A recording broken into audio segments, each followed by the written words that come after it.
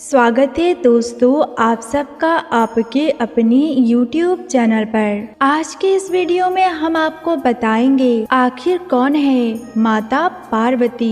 तो चलिए शुरू करते हैं। दक्ष के बाद सती ने हिमालय के राजा हिमावन और रानी मैनावती के यहाँ जन्म लिया। मैनावती और हिमावन को कोई कन्या नहीं थी, तो उन्होंने आदि शक्ति की प्रार्थना की। आदि शक्ति माता सती ने उन्हें उनके यहाँ कन्या रूप में जन्म लेने का वरदान दिया। दोनों ने उस कन्या का नाम रखा पार्वती। पार्वती अर्थात पर्वतों की रानी। इसी को गिरिजा शैलपुत्री और पहाड़ों वाली रानी कहा जाता है। माना जाता है कि जब सती के आत्मदाह के उपरांत विश्व शक्तिहीन हो गया, उस भयावह स्थिति से सहस्त्र महात्माओं ने आदि शक्ति की आराधना की।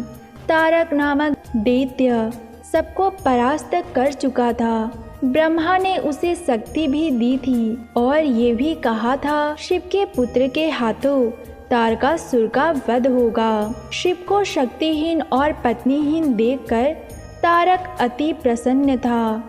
देवगण देवी की शरण में गए। देवी ने हिमावन की एकांत साधना से प्रसन्न होकर देवताओं से कहा कि हिमावन के घर में मेरी शक्ति गौरी के रूप में जन्म लेगी। शिव उससे विवाह करेंगे और एक पुत्र उत्पन्न होगा जो तारक का वध करेगा। भगवान शिव को पति के रूप में प्राप्त करने के लिए माता पार्वती वन में तपस्या करने चली गई। भगवान शंकर ने पार्वती के प्रेम की परीक्षा लेने के लिए सप्त ऋषियों को पार्वती के पास भेजा। सप्त ऋषियों ने पार्वती के पास जाकर उन्हें हर तरह से समझाने का प्रयास किया कि शिव अघोर अमंगल वेशभूषाधारी है और जटाधारी है। तुम तो महान राजा की पुत्री हो, तुम्हारे लिए वो योग्य वर नहीं है। उनके साथ तुम्हारा विवाह कैसे सुखी हो सकता है। अब तुम उनका ध्यान छोड़ दो। अनेक यत्न करने के बाद भी पार्वती अपने विचारों में दृढ़ रही। उनकी दृढ़ता देखते हुए सप्त ऋषि अत्यंत प्रसन्न हुए।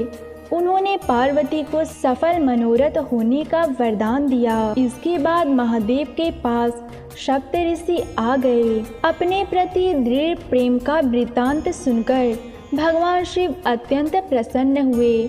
वे समझ गए कि पार्वती ही सती है और वो पूर्णता योग्य है। सप्त ऋषियों ने शुभ मुहूर्त निकाला। इसके बाद शिव पार्वती का विवाह संपन्न हुआ।